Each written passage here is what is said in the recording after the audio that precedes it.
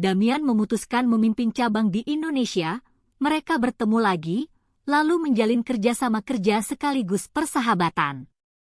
Damian tahu Ferdi tidak akan bertanya apapun yang tidak perlu tentang keputusannya.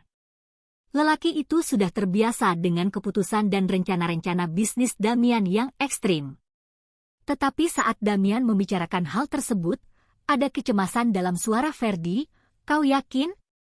Ini memang surat jual beli, tapi ini ekstrim Damian, jual beli manusia, jual beli pelayanan seks. Kau bisa dibilang melanggar hukum malahan kalau suatu saat nanti terjadi masalah, apalagi mengingat kau warga negara asing. Damian tersenyum. Serena tidak akan berpikir sejauh itu, bukannya gadis itu bodoh, tapi dia terlalu polos. Entah kenapa Damian percaya bahwa Serena akan menepati janjinya. Buat saja Ferdi, selanjutnya biar aku yang menanggung, gumamnya yakin. Ferdi tidak mengatakan apa-apa lagi, tetapi Damian yakin lelaki itu menunggu sampai mereka bertatap muka baru dia akan mengajukan pertanyaan mendetail. Ferdi adalah lelaki yang sangat analisis. Damian menahan senyumnya. Pikirannya kembali ke masa sekarang, dan menatap Serena yang seolah tidak selera makan. Kenapa kau tidak memakan makananmu, desis Damian? Hanya sebuah desisan dan Serena terlonjak kaget. Apakah dia sebegitu menakutkannya bagi Serena? Mr. Damian, Serena menyebutkan nama Damian dengan pelan. Di telinga Damian suaranya terdengar begitu merdu bagaikan ajakan bercinta. Sesuai perjanjian kemarin, aku akan selalu ada kapanpun kamu membutuhkanku. Pipi Serena bersemu merah mengingat arti dari kata, aku. Bolehkah aku meminta waktu untuk diriku sendiri setiap harinya dari jam pulang kantor sampai jam 9 malam? Suara Serena terdengar tertelan dan takut-takut. Damian mengerutkan keningnya. Sebenarnya itu bukan masalah. Damian terbiasa bekerja sampai larut malam. Biasanya jam 10 atau 11 malam dia baru sampai di rumah. Bukan masalah, aku selalu pulang larut malam. Damian berdehem. Tempat tinggalmu sekarang, apakah memperbolehkan lelaki masuk? Serena mengernyitkan kening. Itu tempat kos perempuan satu kamar milik sebuah keluarga. Tentu saja kau boleh masuk. Ada ruang tamu yang disediakan. Ruang tamu. Damian mengangkat alis penuh arti dengan tatapan sedemikian rupa. Oh, pipi Serena bersemu dan tak berani menatap Damian ketika menyadari arti tatapannya. Aku tak mungkin bukan berkunjung setiap malam ke tempatmu. Tatapannya tampak menahan senyum. Dan Serena menyadari kebenaran kata-kata Damian. Tempat kosnya hanyalah sebuah kamar sederhana seadanya yang penting bisa tidur setiap malam. Bukan level Damian untuk berada di sana. Serena melemparkan pandangan sekilas ke sekeliling ruangan. Aku tak mungkin membawamu setiap malam ke hotel, karena jam pulang kerjaku yang tak tentu. Tidak mungkin pula menyuruhmu standby di hotel setiap harinya. Damian merenung. Tak mungkin juga membawamu tinggal di rumahku. Kalau sampai ada orang yang tahu bisa berbahaya buatmu juga. Dengan santai Damian menyesap kopinya. Oke. Nanti siang setelah bertemu dengan pengacaraku, kita cari apartemen di dekat kantor. Serena hampir menyemburkan teh yang disesapnya mendengarnya. Lelaki ini bercanda. Apartemen? Di dekat kantor? Kantor mereka berada di kompleks perkantoran dan bisnis yang mewah. Apartemen pun pasti juga kelas atas dan mahal. Bagaimana lelaki itu bisa mengatakan tentang mencari apartemen semudah itu? Damian sepertinya mengetahui pemikiran Serena. Lebih mudah bagiku Serena, aku biasanya capek dan bertemperamen buruk setelah bekerja. Aku tak mau repot-repot menjemput atau tetek bengek reservasi hotel jika malam-malam tiba-tiba aku menginginkan bersamamu. Damian tersenyum, apartemen akan memudahkan kita. Bukan berarti aku akan mengunjungimu setiap malam, tambahnya cepat. Serena mengangguk gugup, yah, dia kan hanya makhluk yang sudah dibeli. Dia hanya bisa menuruti apapun kemauan Damian. Setelah menghabiskan kopinya Damian melirik jam tangannya. Well, pengacaraku pasti sudah menunggu di bawah. Enjoy your time. Aku akan menemuinya sebentar. Dengan santai lelaki itu berdiri, lalu tanpa diduga-duga menarik Serena berdiri, mendorongnya ke tembok lalu menciumnya dengan penuh gairah, lama dan hangat dengan teknik yang sangat ahli, sehingga ketika dia melepas ciumannya, Serena hampir tak bisa berdiri membuat Damian mesti menahan tubuhnya.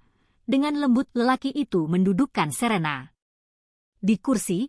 Sebenarnya sudah sejak tadi aku ingin melakukan itu, gumamnya dalam senyum puas sebelum pergi meninggalkan Serena. Kau benar-benar serius tentang ini, Damian? Freddy bertanya saat Damian mempelajari salinan kontrak itu. Damian mengangkat matanya dan menatap Freddy, lalu menunjukkan kontrak itu. Kau pikir aku tidak serius? Perjanjian ini senilai 300 juta, men. Aku tak habis pikir, kenapa seseorang sepertimu yang bisa mendapatkan wanita manapun yang kau mau, melakukan hal seperti ini demi seorang wanita. Wanita yang sangat murahan dan materialistis sehingga terang-terangan menjual dirinya padamu demi uang?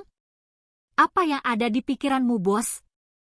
Kening Damian berkerut, tidak suka mendengar kata-kata Freddy, meskipun dia tahu itu semua benar. Kau tahu bagaimana rasanya ketika melihat seorang perempuan, dan tiba-tiba seluruh tubuhmu menginginkannya. Damian tersenyum melihat ekspresi skeptis Freddy. Tentu saja Freddy tidak tahu. Dia sendiri merasa aneh dengan perasaannya. Yang pasti aku menginginkannya, dan aku masih belum bosan. 300 juta tak ada artinya buatku, tapi kau orang yang sangat pembosan. Seminggu lagi kau pasti akan mencampakkannya, dan menyesali kontrak ini. Dan aku tetap akan merasa puas karena setidaknya aku tidak penasaran lagi, jawab Damian yakin. Freddy mengangkat bahu, aku tetap tidak setuju, tapi ini semua keputusanmu. Serahkan kontrak pada wanita itu, pastikan dia tanda tangan, beri salinannya, lalu serahkan yang asli padaku. Freddy menyandarkan tubuhnya di kursi. Miss Serena ini, apakah aku pernah melihatnya sebelumnya? Damian menggeleng, dia hanya pegawai biasa, seorang supervisor lapangan. Kau tidak mungkin pernah melihatnya, jawabnya tegas. Apakah dia gadis mungil dengan rambut sebahu dan wajah polos dan tatapan seperti anak kecil yang ada di area pameran mendampingi bosnya yang penjilat waktu itu? Damian langsung bersiaga, kenapa Freddy ingat pada Serena? Apakah Freddy juga memperhatikan Serena? Apakah dia juga tertarik padanya? Insting posesifnya langsung menyeruak keluar. Freddy tertawa melihat tatapan tajam Damian. Hei, jangan menatapku seperti itu.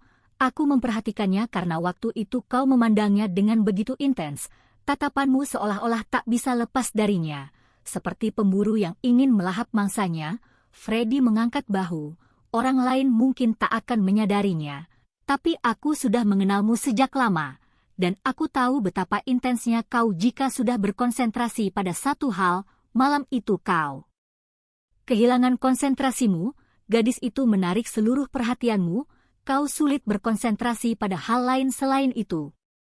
Freddy menarik napas panjang. Well, jika dengan gadis yang sama ini kau terlibat, semoga Tuhan memberkatimu, sahabatku. Semua terjadi begitu cepat.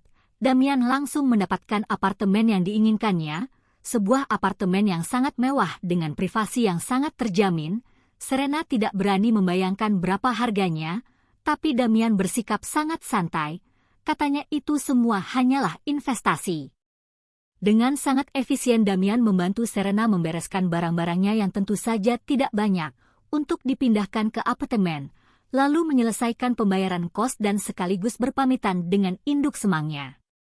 Mereka berdua berdiri di tengah ruang tamu apartemen yang sangat mewah itu. Damian tersenyum pada Serena yang berdiri kaku di tengah ruangan. Well, anggap saja ini rumahmu sendiri. Dia lalu melirik jam tangannya. Aku harus kembali rumahku.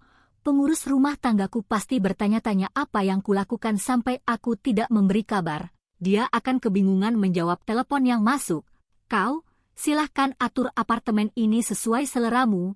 Jika ada yang kurang atau kau ingin menambah sesuatu, bilang saja. Serena memandang sekeliling apartemen yang penuh dengan interior mewah dan elegan itu. Penataannya saja terlalu mewah dan mungkin berlebihan untuknya. Tidak, dia mau mengganti apa lagi? Sementara kau pergi, bolehkah aku keluar sebentar? Kau ingat? Sedikit waktu untuk diriku sendiri seperti yang kau janjikan. Damian mengangkat bahu. Silahkan, dia mengeluarkan dompetnya. Kau butuh uang? Tidak, Serena menjawab tegas. Uang 300 juta yang ditransfer Damian tadi siang sudah lebih dari cukup. Dia tidak butuh uang apa-apa lagi dari lelaki itu. Damian sepertinya bisa membaca pikiran Serena. Uang yang kuberi tadi, itu murni untukmu, silahkan kau gunakan sesuka hatimu. Tetapi untuk sehari-hari, aku sudah berjanji akan membiayaimu. Ingatkan penawaranku di ruangan kerjaku dulu. Bersambung, silakan ditunggu cerita selanjutnya. Jangan lupa subscribe, like, komen, dan bagikan ke sosial media Anda.